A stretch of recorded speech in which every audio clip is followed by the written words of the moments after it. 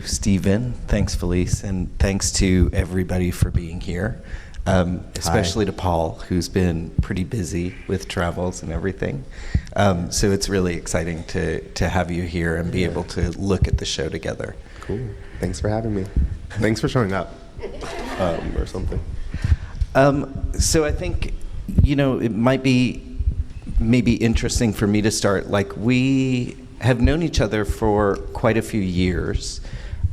We were Brooklyn. We were neighbors on Powers Street, which had a Gay Powers Street. Gay Powers Street is what everybody kind All of the called gays it. lived there. Yeah, so when it was affordable. Yeah. In Williamsburg. So we've got down on one end there was Nicole Eisenman, Zoe Leonard was our neighbor. It was a pretty incredible group of folks who were on the street in those days. And I think ultimately it felt to me like a lot of the work that you were doing at that point was fairly straightforward portraiture. Folks that we would kind of encounter at bars, at like Metropolitan Bar, where lots of folks were hanging out. And there were lots of kind of setups where it was like inviting somebody over, people having portraits done. The portraits had a kind of erotic nature to them oftentimes. And I think there was always this kind of way that you were able to put yourself in relation to the figures who were in the work. Whether or not you were kind of appearing in the work, there was always this kind of an intimacy in the exchange that you could feel between the sitter and yourself. Yeah. I mean, there were straightforward... Yeah, I'm like, okay, where to enter in on that. So I guess like talking about like the work in relationship to bars is kind of maybe a good place to start. I mean, because there aren't any straightforward portraits in this show, but it is important to know that the portraits are the starting point for all of the work. But there was something about like trying to make these images, they started in the end of 2004, 2005, again, when this sort of like queer zine thing is emerging. And I was just kind of like trying to make these portraits to figure out who these people were and this like, these new friends. I didn't know that some of these would be like my dearest friends, 15 years later, that they would reappear in the work. But it was just kind of having that like, I think a very naive idea that photography could like provide an answer. Like, it's an incredibly like, it has the false reassurance. I mean, we know photography provides like a very sharp, if you control the apparatus, right? This gratifying, sharp result that kind of like makes you think that you've like established some sort of stability over like otherwise unstable relationships. So anyways, when all the work started like traveling and circulating and like all the zines and people finding it and people's images, like, what was it, Friendster at the time? It could be like in Friendsters or zines or like Butt magazine, like all these things. All of the instability was revealed, and then the work became about how the making of portraits was complicated. But I realized that, so sometimes I was in the work with those early portraits. I might be sitting next to someone, and I was making all the portraits just in my kitchen, and then I moved them to making them on the edge of my bed, because I wanted to be a more considerate roommate to my, I was using like, I was having to like take stuff off the walls in the kitchen and the living room in that townhouse on Powers Street, and like when my roommates came home at the end of the day, it was just like, oh, gotta take everything down. So it was easier to make them in my bedroom, and then I realized that like having them in an already intimate space, I'd kind of taken for granted what I had set up unintentionally. So anyway, so I was in the work, I realized that I had to sit for portraits and also be a part of other people making portraits. As I was making this work, and there was something else that I was going to say about that. And then another thing that started to develop with it was these ideas of recognition, there was something kind of like interesting that I didn't realize until I moved back to Los Angeles 5 years ago, is that like everyone who was really seeing the work or that I was interacting with was like 1 degree or less separation from some of the people in the work. So there was, again, this way in which people knew how to kind of make sense of those relationships that I think is kind of necessarily why the work changed about 5 years ago. Anyways, I just threw a lot of stuff out there. Maybe that makes No, I think there are quite a few points in there. I mean, I think that idea of the way that the work would maybe kind of represent community in an odd way or in a non-specific way. It gets me thinking that maybe there's a kind of, I keep thinking about this idea of fuzzy edges. Like whether the edges are your relationship to the sitter, the relationship of being able to kind of, map out the limits of a community. But then even as we kind of get into this more recent work, the way in which the kind of edges get pushed in between a kind of more formal portraiture practice and the studio practice that you've really kind of moved into. And I wonder if you can talk a little bit about like how maybe that earlier portraiture practice began to kind of seep into and kind of further influence the way that you're working right now. Okay. Well, I resisted studio portraiture for a long time, even though, because people would think that those early portraits were made in a studio, because I would take everything off the wall. You would have sort of like a nice seamless backdrop. I had like a little mono head. I would have like even lighting. And so, because I said it was important that I was making this within an intimate space and that I was making the portraits in the same place that, friends we'd be having a beer maybe the night before, or everyone would be coming over to like watch TV. It was just like, so I started to pull back on the images. So at first they were all just kind of like these cropped kind of like bust portraits, and I started to pull back to reveal the edge of the table or the edge of the bed to sort of key into the type of space it was in, but it was still not the studio. But when I went to, I had a residency at the Center for Photography at Woodstock, and, or Lower Manhattan Cultural Council, Center for Photography at Woodstock, and then the Studio Museum, which having a space for the first time really changed everything. And at first, I had the sort of relationship of like, well, the studio is where I take my prints that I had made in the dark room, and I just like store them there instead of under my bed. Like, it wasn't a place of making work, it was like an office. And I think maybe a lot of photographers have this way of like what a studio does. And then when I went up to Woodstock, I was like, oh my God, I have all this space, I need to make something in here. And that began sort of this cycle of like photographing every day, and I started using a digital camera at that time. Photographing every day, making prints, biking down to the lab, printing stuff out, like editing, recombining things, bringing them back to the house, rephotographing, and it started this kind of like a way in which the space could kind of like accumulate and like reflect. And then when I went to the Studio Museum, because I was there in the city, I just had all my friends who were coming to my house in Brooklyn just come up to Harlem, and we just like did the same thing over again. I didn't really know what, I guess, the edges of the project would be until later, when it was all of the material that had accumulated there. So that's how the studio came into it, and it really became a place where I could sort of set up some basic formal like ideas, but that everything that's unplanned in these friendships and relationships would introduce new ideas, and I would kind of like respond and adapt.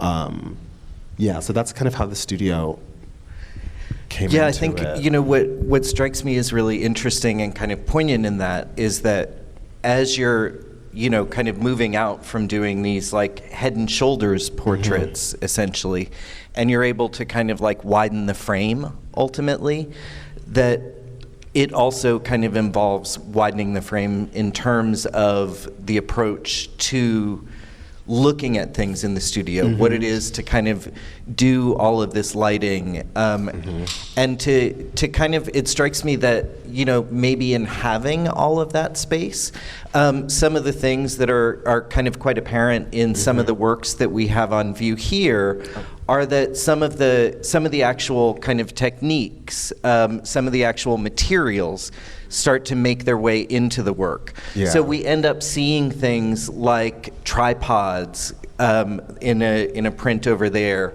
the kind of photographic backdrops, like this kind of stretch velvet fabric that's used to kind of like take light out of things, or white backdrops. All of those kind of things start to make their way into the work and become a material part of the work. They're kind of players in the portraits themselves. Yeah. Was that just a matter of like having these things close at hand and kind of sort of. Some of it was just kind of like taking kind of like a side eye to like the history of really bad gay photos. So at first, like the studio would appear in these still lives of me just like pinning up things in process and standing back and photographing them. And so that started earlier when I was still in the darkroom, and I found there was a difference between like the photograph that I would select and then like looking at that board where all of my test strips would be up, or like things in process, and whenever I would have to select a single image, I would still have in my head all of the things that were next to it when I was working on it, and that became content, right? So like this one over here I think that's from 2018, I don't know, 2017, something like that.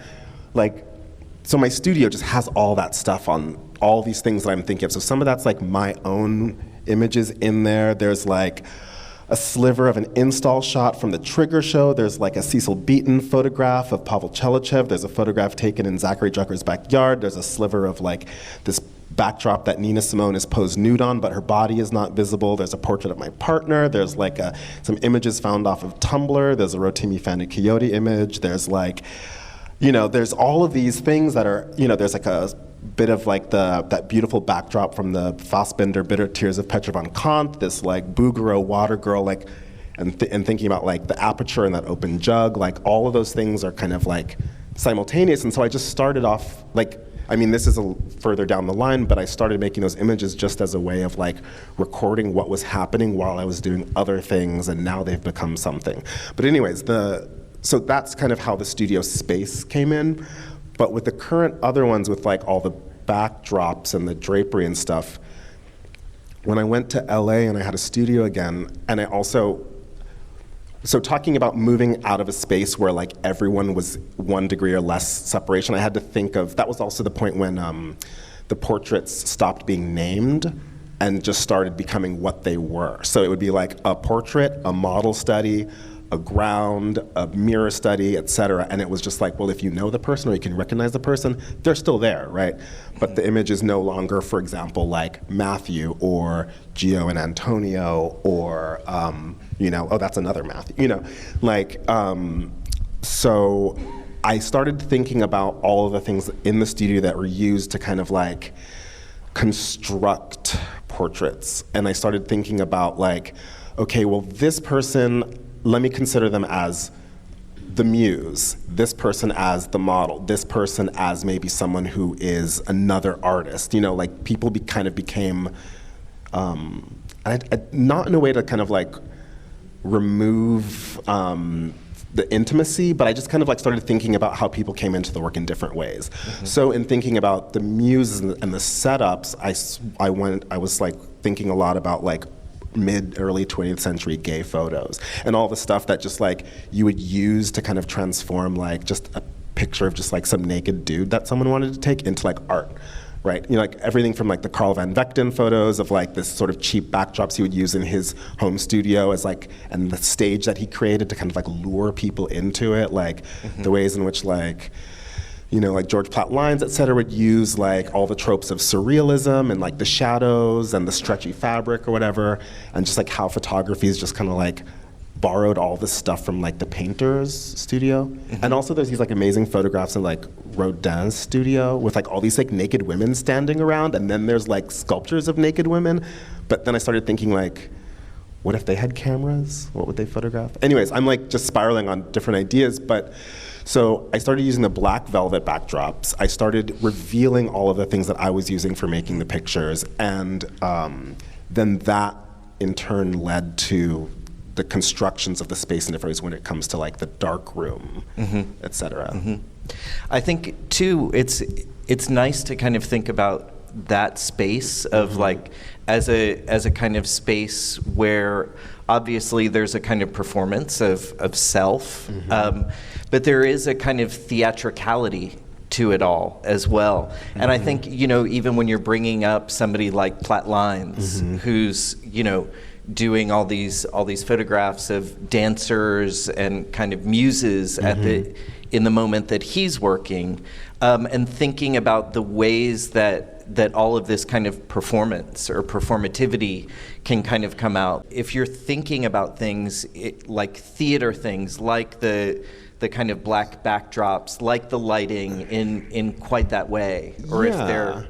I mean, I'm totally thinking about those, like, Platt Lines, Cecil Beaton photos, like when I'm constructing that one with Matthew there. But also that's kind of like, the performance within that one is also in response to my sitting for his work, and there's sort of like a back and forth there. So this is kind of, so that one there with my like hand in these like black tights of his is probably I think it's the third in these kind of like corresponding images. So there's me sitting, I sat for an image that he was making. I kind of like took these like snapshots that I had kind of gathered, and I made a work in response in my studio the following year, and then I returned to his studio and we constructed, so there's a bit of performance that happens outside of that, but also like with the darkroom ones, the performance in that is, I'm thinking about like the performance of self-display and kind of like these encounters that are literally happening in, let's say, in dark rooms, and like the play in the language of the photographer's darkroom and the darkroom behind the curtain, the back of the club where queer people do whatever they're gonna do. And not necessarily, whatever, anyone can go if you want to. But in a sense it was okay, so two things, like there was the material that I was using that like led to the construction of that space, right? Setting up of a backdrop and starting to think about how the studio breakdown, I started to think, okay, well, there's a space that is constructed, that is always meant to be seen, where a figure is meant to be. But in creating that space, you're always, by extension, creating a space that is not meant to be seen. And I started moving figures into that space. And so there's a lot of kind of playing with that. But also the thing that I realized, once the portraits that I had been making, even since the beginning, started circulating, the space that any photographer makes becomes sort of like a platform for performance. There's always sort of like a desire to, let's say, enter onto that stage to kind of like, I became really interested in like how just like my studio, even if it was my home, became like a space where people would perform this sort of sitting for portraits. So I kind of brought all of those together in these darkroom images and thinking about this sort of, this kind of like enclosed sort of like space, thinking about the reflection, thinking about the performance, but also like this contradiction of they require a lot of really like a lot of precision, but in the making of them, it's incredibly, there's like so much excess. It's kind of like trying to balance those two things is really hard in that in the performance and the making of the image. Yeah, it strikes me, I mean, as something that'll be interesting as people kind of start to look at the work around here. And as you're kind of saying these things, it strikes me that also there are these basically two kinds of spaces, right? So if we're thinking about the dark room, either the photographic dark room or the kind of more social dark room space, then the kind of the opposite, I don't want to call it an opposite, but the kind of opposing space to that is this kind of studio space. And the studio we generally think of as this kind of like well-lit white space. In all of the works that are taken within studio spaces here, we do get a sense of the kind of volume of the space, where I think often having a sense of the volume of the space within the kind of darker images, they really flatten pretty quickly. There are clues, like, it's great to kind of get up close to this print over here and really kind of begin to try and figure out what the depth of that is, to see kind of details like when you start to be able to see the kind of fingernails under the tights. All of those things that allow you to kind of move into the print in a way. But I think the other works really kind of give you oftentimes a real space to be able to project into. one of the things that I think also kind of plays with that as well, this kind of idea of the flattening, is that in so many of the darkroom images, you're also beginning to use mirrors in a very different way.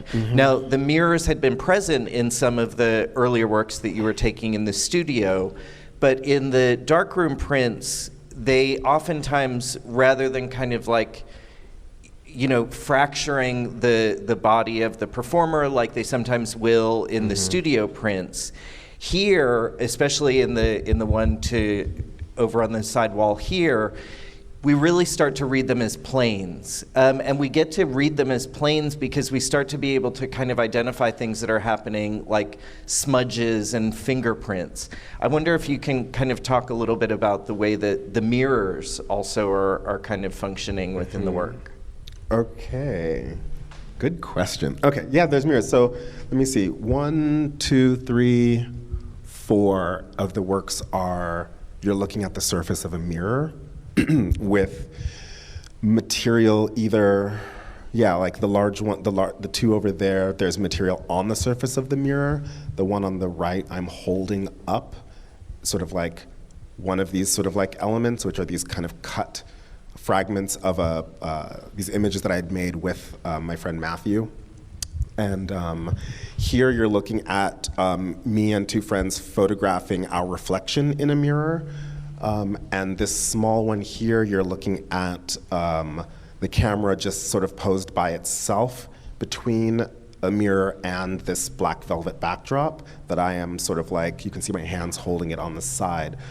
But where the mirrors came in, actually, it starts in a project before this, which is, there's these books that I've been making, and there's all this material, and actually Stephen we had lots of conversations about this on Fire Island when I was doing this residency, and that was actually the work that I had applied to grad school with anyways, so it was sort of an extension of the zines. I had just like, for years, for maybe about like 5 years in New York, I kind of didn't have access to a darkroom space, photo lab, darkroom space, whatever.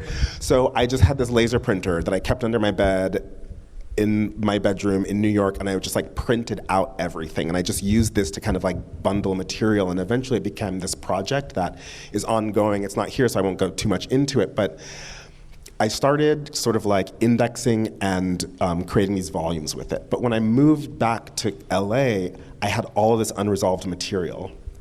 And I started using the mirrors. I just started going to Home Depot and getting these mirrors that could fit in the trunk of my car and putting them in my studio and then covering them with this unresolved material, which included fragments of portraits, things that were notes, whatever. And I would move through the space and trying to photograph my like slivers of my own reflection through this. It was like a processing thing. Like it was just kind of like, I wanted to use the thing that had started at the Studio Museum, which is that the studio was a recurring backdrop to all of the images, and it would slightly change, and like, you know, like the material would kind of move into and out of it over time. So the mirrors let me like constantly reflect back this studio, but while seeing myself through these things. So what you're looking at in this image is actually like some of that stuff would have been on those mirrors. This is not a mirror image, this is just the wall, and you can even see like the pins that are holding it in there. But that image over there with those fragments of Matthew sort of does the same thing. Like I'm covering the mirror with these fragments. Now, those are fragments that I made specifically to be transformed this way. The earlier ones are more gridded because they are just like 8.5 by 11 printouts. Right. So anyways, that's how the mirror came into it. I didn't want to make tricky pictures, as in like I didn't want the mirror to be in a non-space that just kind of like, you know, because I didn't want also people to think that these were images made on Photoshop. There's like no digital constructions going on in my work. So I stopped cleaning the mirror because I wanted people, if they looked at it really closely, to see like, to catch a smudge, to like sort of be like, oh, whoa, okay, what's going on here? So this led to like further ideas that I didn't anticipate. So so those smudges are invisible. Like if you look in that one over there, you probably won't see them because the wall is white, right? And studios are kind of like, okay, nice. We all want like white walls. We all want bright light, right? But the mirror's surface, like you can see in this one here with the black velvet, contains all of the traces of my hands doing all of this work as I'm arranging and rearranging things. It's also the backdrop for the portraits that were happening in the studio, so it would have the smears and the smudges of my friends' bodies on it, right?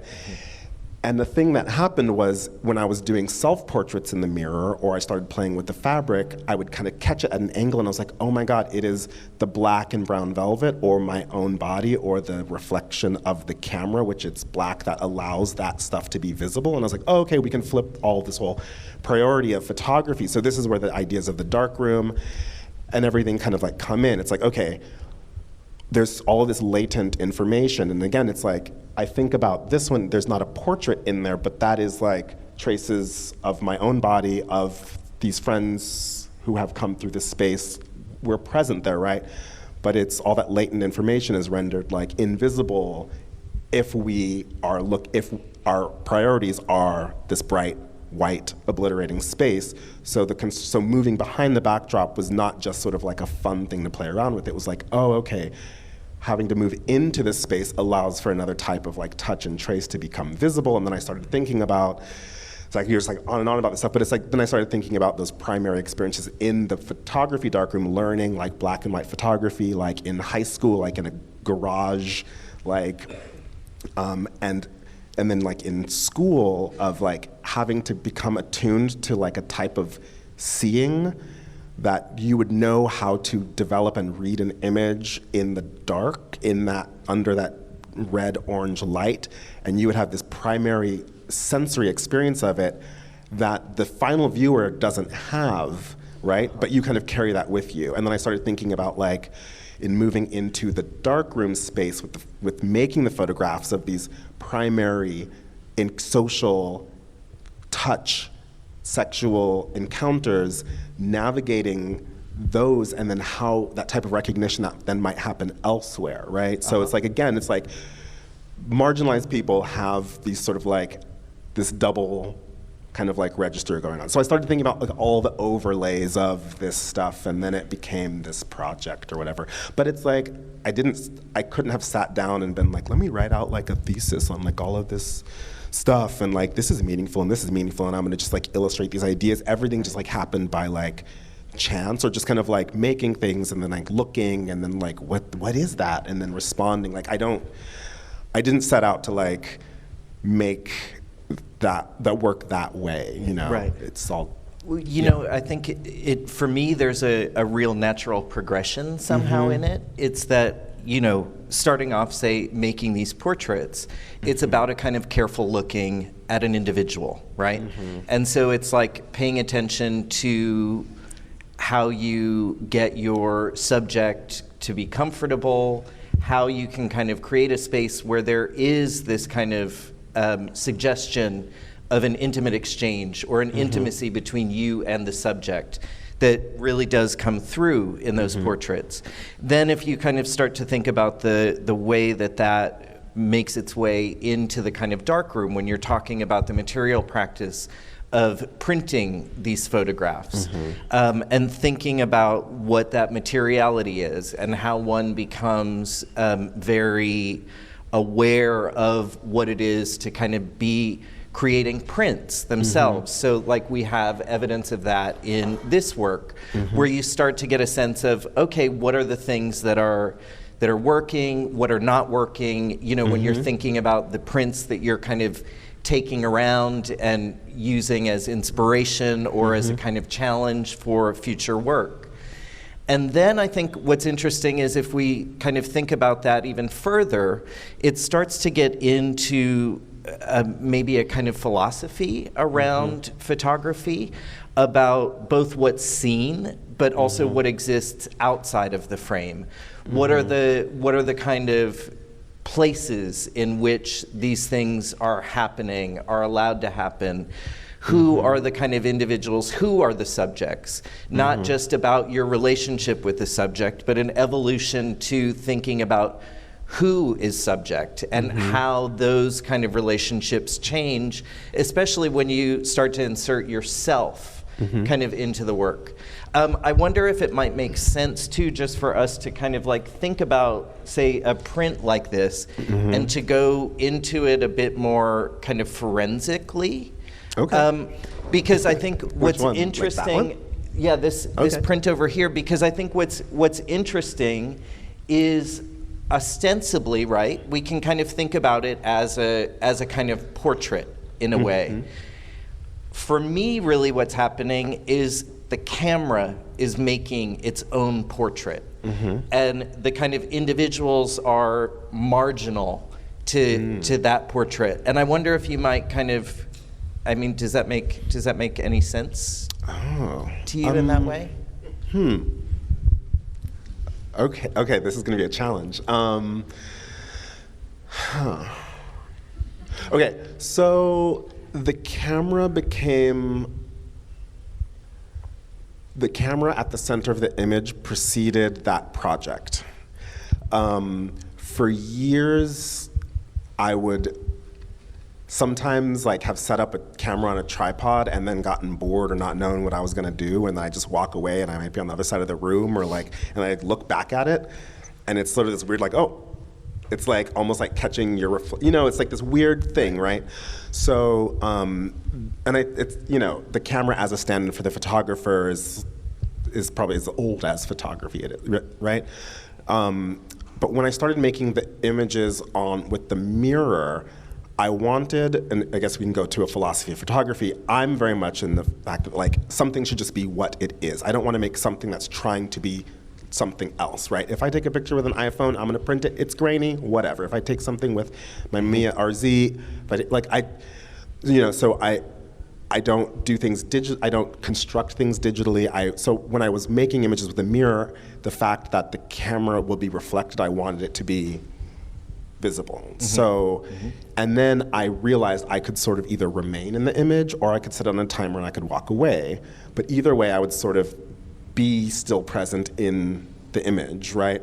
So I'd already kind of had this thing of the camera at its center, and then I started thinking about the removing of the tripod and kind of like using my own body, and then kind of, again, one or two or three to sort of like hold it up. So formally, that's what I'm thinking about there. And that was part of a series repeating with the camera at its center, right? And with that, I'm also thinking about the fact that, so somewhere along the way here, I've been trying to make works physically on the surfaces of mirrors, like some of this sort of like cutting and combining like actually on its surface, and I was like really disturbed by the fact that like the mirror is a dynamic material, and so it's always going to formally incorporate the thing standing in front of it. And I sort of wanted to do the complete opposite. I kind of wanted to make something that was like, it doesn't even care if you're here. It's like the Michael Fried joke, right? It's kind of like, okay, anti-theatricality, like this end goal of modernism from Diderot, and it's kind of like, the painting doesn't even care if you exist, right? But I think there's like a desire to interact and sort of like be present in front of the photograph, as well as when you're looking at this camera, it's sort of like implicating you, but then you have this realization that with it being constructed with the mirror, its space is already closed off, and you're sort of looking at something that is already been, its making and its viewing has already been completed within that like circle there. So like that's also something that I'm thinking about there. The idea of the bodies or the subjects as marginal to the camera is kind of freaking me out right now. And I don't know what to make of it, but I'm really curious to hear you say more about that. Yeah, I think for me, it's that it does feel like it's a portrait of the camera, and the bodies happen to be there, but the bodies are almost the structure that's supporting the camera's ability to record its image, if that makes sense. It's like each of those bodies becomes the kind of photographer, the stand-in for the photographer's assistant, all of those kind of issues. But really, it's about this idea of bringing us as viewers, or at least me when I'm standing in front of it, back to this idea of what it is to record an image. And very much kind of the way that I begin to think about the image unfolds from that space. Okay. Yeah. I guess maybe I'm too close to them. It's like I can't help, it's like I still think of them as like portraits of the person, and like why that is like that is the image that, I mean, that was the plan was to make a portrait of one friend, and I showed up at his place, and he had brought someone home from the bar the night before, and I was kind of like, okay. He was like, okay, I want to be in the picture too, you know. So it ended up kind of becoming like a perfect, like. So when I think about like that idea that, I don't know if I'm just sort of like extending a thought that you didn't intend, that like maybe the subjects could be interchangeable for any individual work. That still feels. I don't know how to kind of, what to think about that, because maybe I have another type of relationship to it where I know like specifically why each one is chosen, because I'm still thinking of them as a portrait of a person, and they correspond to something about their. I think that makes a lot of sense to me. It helps me to kind of understand it in a different way as well, because I don't mean to imply that it could be just anyone, because there is that specificity of the choice of the individuals who are in it, of all the exchange that also goes on as you kind of set up the image or decide how people are going to appear within the frame. All of those things. So it's a very interesting kind of space where all of that record is kind of isolated in the image that's captured of that moment. Yeah. It's funny because I wonder what it's, there's some people here who kind of like overlap between like Houston and maybe in New York and Los Angeles, and I wonder what type of recognition kind of like follows along that, because it's interesting, like when that gets shown in New York, people know who they are right away. So I don't know. But I like this idea of like deconstructing a picture forensically. Like, should we pick another one? Or did we go far enough with this one? Or like... Well, I mean, I think we could, it's interesting when you start to kind of talk about all of the list of materials that are in this image. Oh yeah, I could even list more of them. Yeah, I mean, it's interesting to me to kind of think about all of those things as, I mean, I hope it's not too cheesy to kind of think about these things and to like bring up this idea of like the mood board, right? But, oh no, yeah, but ultimately, maybe it's a mood board if you're in marketing. Right.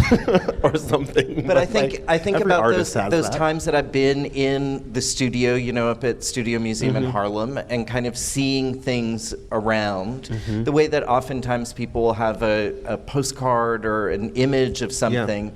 And I think that those kind of images that we keep around as provocations to think about as a body of work moves on, as the work develops further, as maybe a kind of mistake happens that's a really happy accident, that's something to kind of think about recording again in a different way. You talked like about the Bouguereau. And how that the woman kind of with the vase is for you this kind of idea of the camera kind of capturing something in that within that aperture.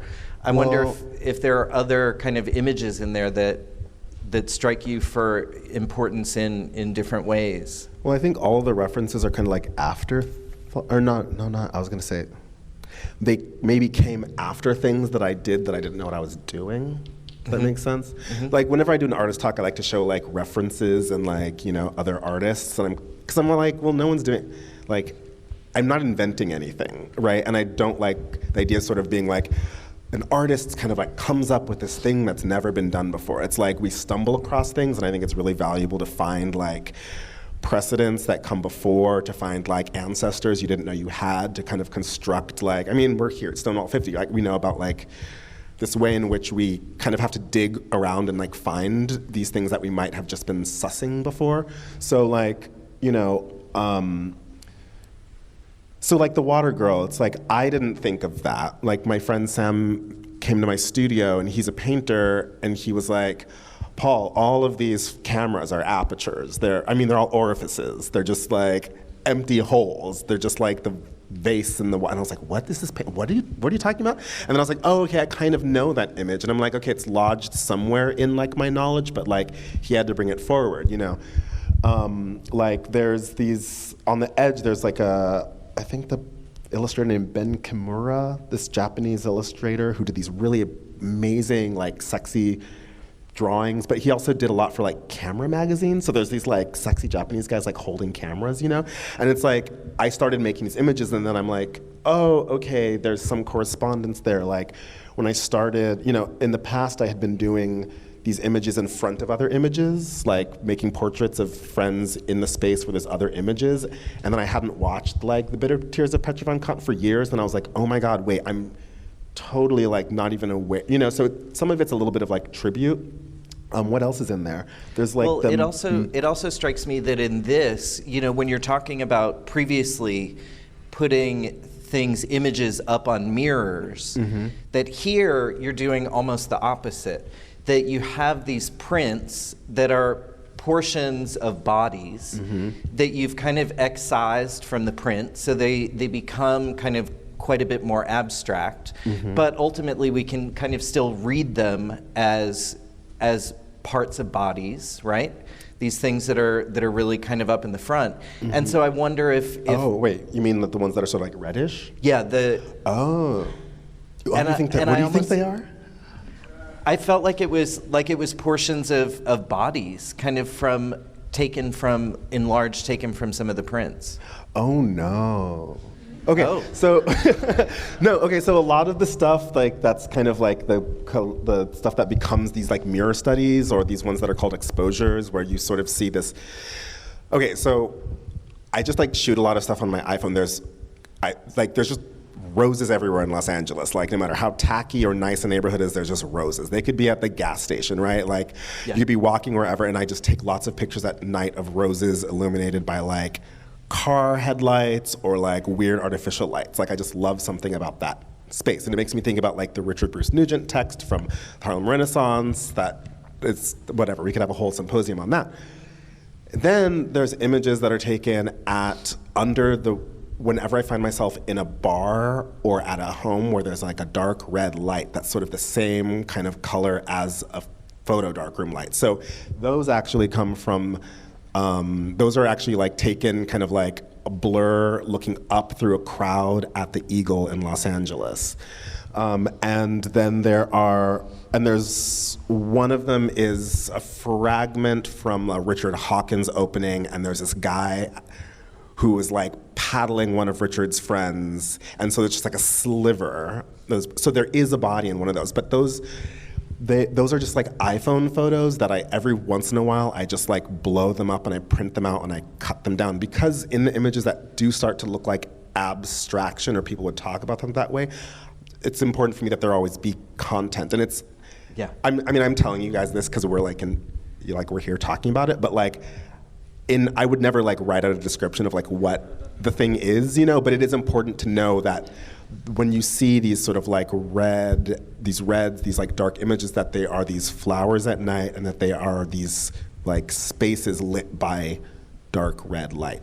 Interesting. As well. Yeah. But they're never just like straightforward pictures of bodies. Right. Right.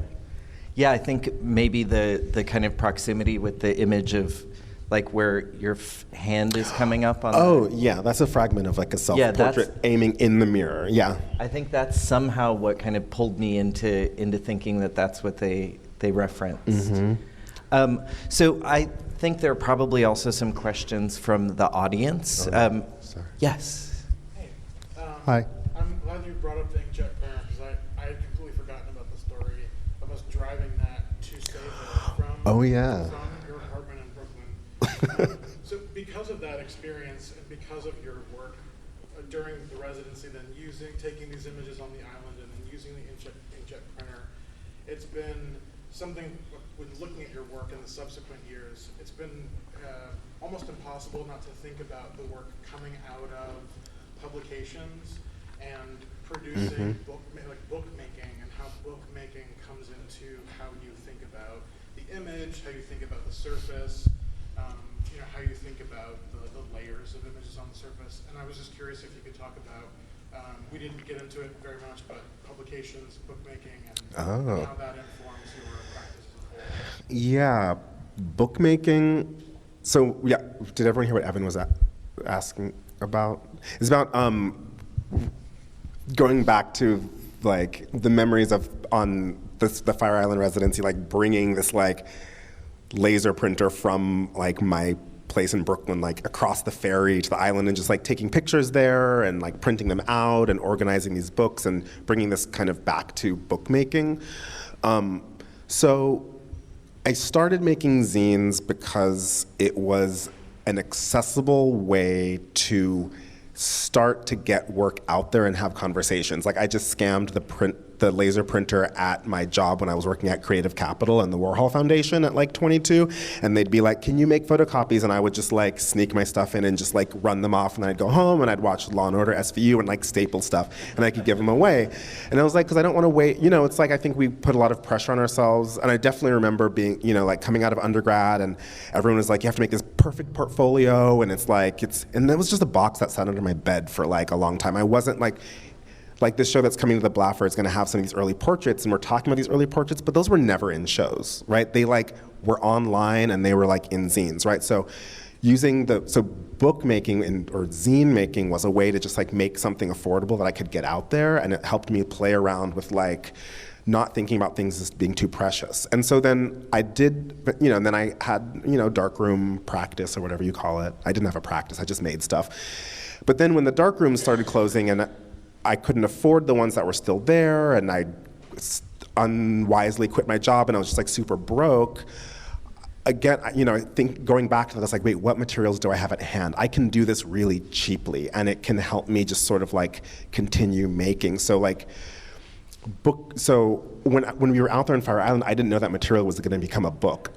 All it was is that like I just had like banker's boxes full of just like unorganized like printouts, like, and what that process that happened over that summer, talking with you and Stephen and Tony and Daphne Fitzpatrick and Kay Sophie Rabinowitz was like, oh, okay, maybe using the book format can be a way to start to organize this material that I was just like, I had like kind of lost it. I was like almost just kind of like give up on art making, because I was like, I don't know what I'm doing. I have all this stuff, like, but returning to the book and returning to some of these like texts, and we haven't even gotten onto like the importance of literature to this, kind of like helped me recenter and maybe start thinking about a practice.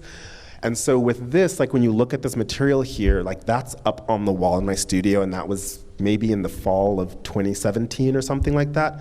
But that stuff eventually comes off of the wall and it gets reorganized, and that's when I'm talking about this ongoing project of these book volumes.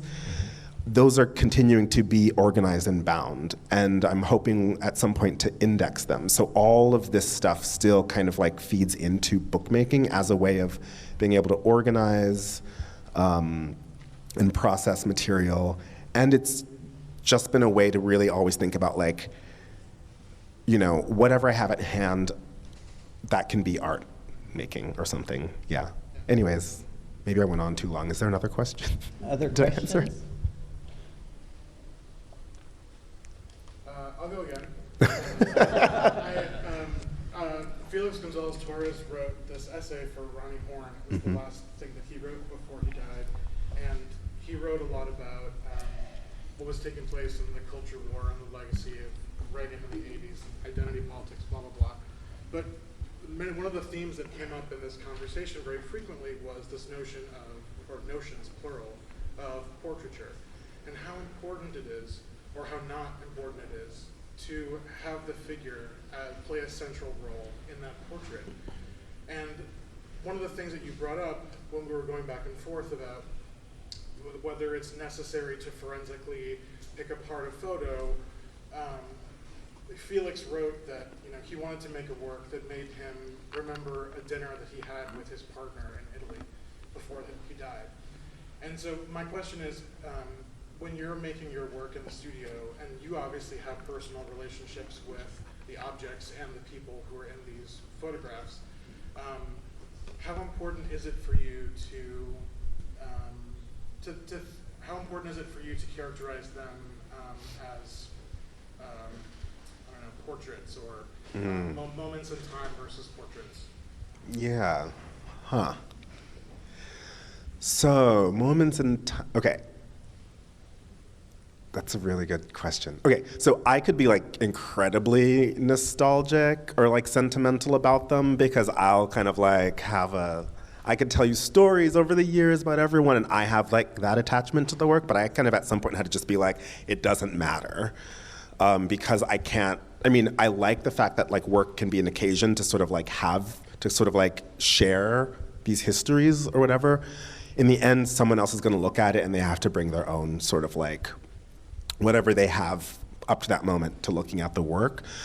So, right now the portraits, like I said, are not, I've stopped using names. And I'm still not sure if that's gonna continue, what to really make of it.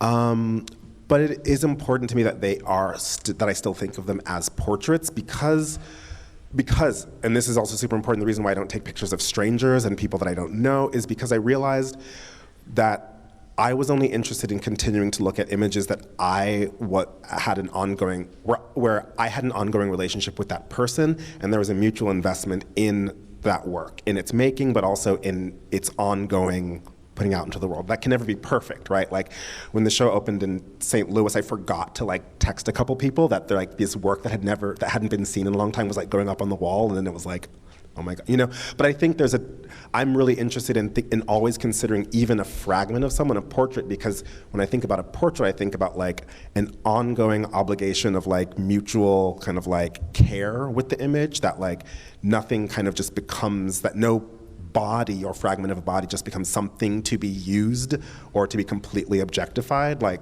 So I think it's important for me to have that as a starting point. I don't know what the final viewer will have, but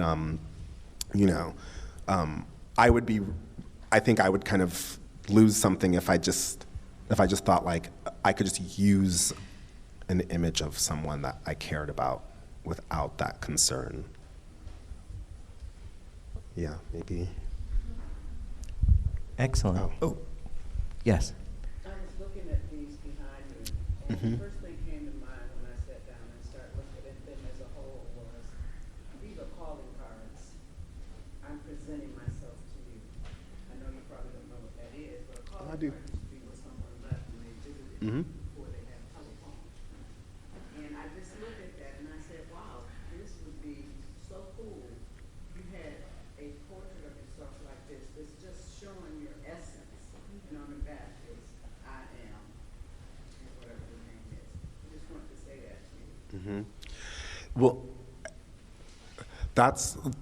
I actually thought about calling cards a lot with the early portraits because they, even if I hadn't intended them to become that, that's what they became.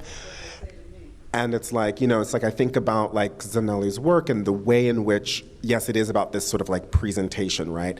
And it's like, I had set out to, let's say, make portraits of people because I wanted to sort of like, there was something that I wanted from them, but then they have their own use. In photography, it's about reproduction, it's about dissemination, there's a thing that like, the image goes out into the world before you do sometimes, and it like opens up all these potential points of conversation, of interaction, and it's like, so one of the things that kind of there's a sliver in there of like a Truman Capote picture, and it's like, because when I started making the work, the calling card was not only the photograph, but it was the zine and it was Friendster, right? And also now that we have apps, it's like they're people's profiles, right? So I think kind of like working with that rather than against it has always been really interesting to me. And the reason why I think about this particular Truman Capote image, which was which was his author's portrait on Other Voices, Other Rooms, is because he had like, you know, when I was kind of like trying to sort this stuff out in the around 2005, 2006, like, oh my God, how are these images being used as a currency? And everyone's like, technology is so new, internet's so new. It's like, no, people had it, like Truman had it figured out in 1948. He knew how to create an image that would go out there in the world as a calling card to seduce, to confuse, to like make space for this book that would be released, right? And so, yes, I do think about the calling card, and I think about like why not only that I want to make an image, but why people sometimes approach me to have an image made as well. Yeah. Yep. So, looking at your earlier work and as it's progressed, I find myself investigating sort of the complexity of the image and trying to, over time, figure out what am I looking at exactly? What is the mirror? What is the body? Where is the camera? And that process of discovery, and I was wondering if you could just talk a little bit about how that's progressed through your practice. It's always really great to hear what people are trying to figure out when they're looking at the works, because again, I know everything that's going on. It's like nothing is a mystery to me, and at first I was like, oh my God, wait, people are confused by this? Like, to me, sometimes I'm like, well, if you see a tripod, you're looking at the leg of the tripod that's holding up the camera that's taking the picture. If you see a camera in the picture, you're looking at the camera that's taking the picture. If you see two cameras in a picture, you are seeing one camera that's making an image, and then perhaps the other person who's there with me is making their own images. You can't see it, but maybe you have to extend thinking about that space. I'm hoping that everything is like just handed out there. There's also a fun game you can play with the titles as well, because the works that were on film, starting with the series that preceded this, they're all, the title is appended with a parenthesis, and then it has the roll number and the frame number from the project. When you look at the titles for these, you'll see in parenthesis like a number, a series of numbers. That's just the file name that the camera gives it. So you can like, if you're really like, photo nerdy, and I'm like the least, I like don't like thinking about cameras. I use like a Panasonic Lumix and a Canon 5DSR, right? And so like you can see through the title which camera is making it. And someone did this thing, I got this email from someone at the gallery at Team, and the show's up there, like this guy came through and he went through all of the numbers and reconstructed the order in which you made the works. Which was like, I was like, whoa, this is amazing. But I do think about like, literally, like actually putting all of this information out there. And because it started off as like, same thing when I talked about like not cleaning the mirror, because I wanted it to like be a thing that if you looked long enough, you would see, that if you started to catch a glimpse of the camera, you would see. It was to sort of like emphasize that this is a single frame, that this is not a combination of files, right? This is the one. But also, it reveals the amount of unsuccessful attempts. It reveals the amount of failure between any individual image that you might get. Like, it might take, like, because you have to be so, like, terribly steady to get three people to be, like, steady and, like, aim a camera perfectly perpendicular to the plane of a mirror is crazy. Like, there's, you know, if I got like 3 images out of that, it's like you can see where the gaps are. You know, so there's like all this other layers of stuff in there. Yeah, so that's another thing. But, you know, I don't know. Maybe that's it. Oh. One, two. Paul, there's something I love about your work, and the more I hear you talk about it, the more I'm seeing it, and that's that notion of play. Mm-hmm. There's this element of like play and puzzles, and I get that notion in your sort of process, but I love hearing you talk about sort of, you know, like working on it, like trying to figure it out on the end. You're talking about that photo, the portrait of the camera. So can you talk a little bit about that notion of sort of play and puzzling, and I always see that there's an element of intimacy within play that's when some of them seem very literal, like that could be a game of Twister almost if we were to go there. But you know, I love hearing you talk about the puzzling or the unpacking of the puzzles that go in it. So, and there's multiple levels of play while making the image, play while reading the image, play while interpreting the image. I really love that. Yeah, play is like like when I was talking about sort of, I set up some very formal things and then bringing in people working with friends brings that element that is sort of like outside of what I might have considered and like being able to respond. Like, so play is maybe in that kind of, in that navigating, in that just, I don't know, sometimes we just don't know what we're gonna do. So it's kind of like, okay, let's just like try to figure out making a picture, right?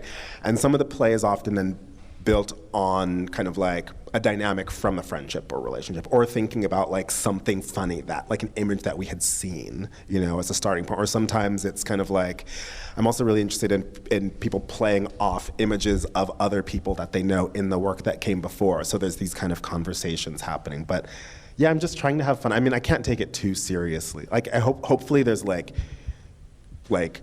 things that are like enlightening and like maybe a little deep somewhere in the work, but like, I just want to have fun when, you know, and think about really play. Because, Yeah. You're very serious about sort of references, like you speak about it very well. They're like super well considered, and the context of everything. I mean, you unpacking this image here and talking about all the references in it are very serious and intentional. And I love that dichotomy between that serious aspect of it and then, you know, your exuberance about talking about it and the joy and the sort of the fun that you convey with it. Yeah. Well, the seriousness comes afterwards. It's like that's in sort of like stepping back and observing and letting time set in, and then like thinking about it. Because like I said, I can't make work from that point of like, okay, this thing has to be like, I have to be so careful with this theory or this history or whatever. A lot of it is in, the seriousness comes through time, through editing, through kind of like careful consideration, I think, after the fact. But I do have to like allow for just a lot of stuff to just be like really bad. Like, you know, like there's the play, there's the like, and then sort of taking the pieces from that of like what works, and then building off of that. And then hopefully like the practice can be about like really, I don't know, building a little bit more serious structure around it.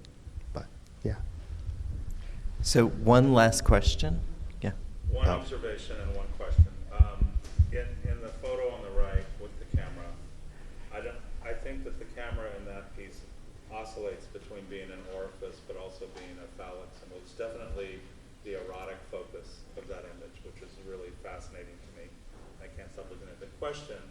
Building on the couple of answers that you've given recently is how important is collaboration with the subject? How important is that for you? And can you talk about the journey within your work in terms of your ideas about collaboration? Okay. Yeah, there are, oh gosh, there's several collaborative projects I've done over time. So, and even the new works at the Whitney, which are a kind of body of some images that have been produced collaboratively.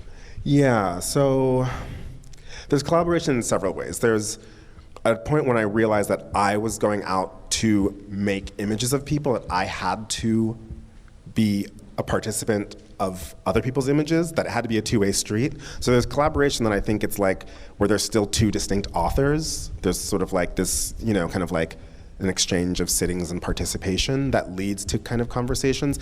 There's like collaborations that I've done with like my friend Timothy Hull, for example, where we specifically collaborated on making a body of work that were collages. Some of the, maybe the first collages that I ever made. And then, but when it comes to this work, where collaboration has entered in is sometimes there's an image that a friend wants to have constructed for themselves alongside whatever I may have intended. And so that might be a more collaborative work. But also, alongside these ones where my camera is repeating at its center, because a lot of my friends are also photographers or have their own relationships to photography, I invited them to bring their own cameras in and make work alongside me to introduce a second point perspective, or what I was talking about, like, but we don't have any examples of this here. So in that introduced another type of collaboration, which sometimes is just working alongside each other, parallel, but then there are moments where we come together and might make an image.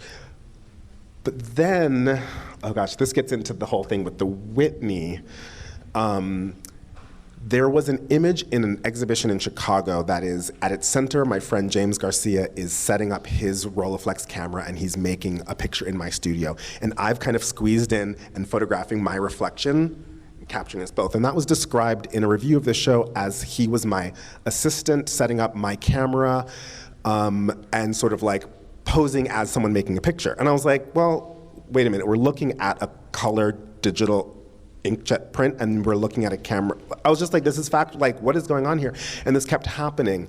So I thought I was, and along the way, because he's a photographer and these other friends were making work, they would share with me images that they made. And I was thinking, okay, if there's work that you like, maybe there's a chance to do a group show, or I could put a proposal together, and I thought it would be nice to just show only the images that friends had made through their own work alongside me, right? And then I proposed that as the project for the biennial, which was like amazing. But it took a lot of care and work with the curatorial team, but also the education department to make sure that the work wasn't being exhibited under my name, that I wasn't co-opting their images. So, and it's still incredibly frustrating because I get like tagged on Instagram all the time where people are like tagging their work as mine, so I'm doing all this like correction all the time on my phone. I'm just like, no, this is James's, this is Emerson's, this is like Giancarlo's work. So, but making sure that like, okay, there are 3 images in that show, one that is solely mine, there are 2 that are collaborations. They are images made by my friends Ariel Goldberg and Clay Kerrigan that I'm instructing them on how to use my medium format camera, but those are exposures that they took. There's one collaborative photograph that is constructed of my friend A.L. Steiner where we came together to make a particular image for her. That's collaborative. All of the other works by Emerson Ricard, James Garcia, Giancarlo Montes Santangelo, Derek Woods Morrow, and Peter Tomka are just their works. And so their names are on the labels. They're, navigating all of this like a group show within a group show, like who gets to be counted as an artist, exhibiting or not, is just like a thorny web that's not been solved. It's going to be an ongoing process. But I think it was a way in which I wanted to highlight the complications of authorship and collaboration, and also kind of give credit, because the works that are made, like, well, this is the closest one we get to that's sort of like collaborative. Maybe the works with Matthew, the one with the tights, we're interested in showing those side by side, but the images that go out in the world under my name are still so entwined and dependent on this larger life of collaboration that I wanted to kind of like introduce that. So anyways, it's not solved, but yeah, it's caused a lot of headaches administratively, and like it's opened up lots of important conversations. So, yeah. Excellent. Anyways, Well, thank you, Paul. Okay. And thanks to all of you for coming. Thank you.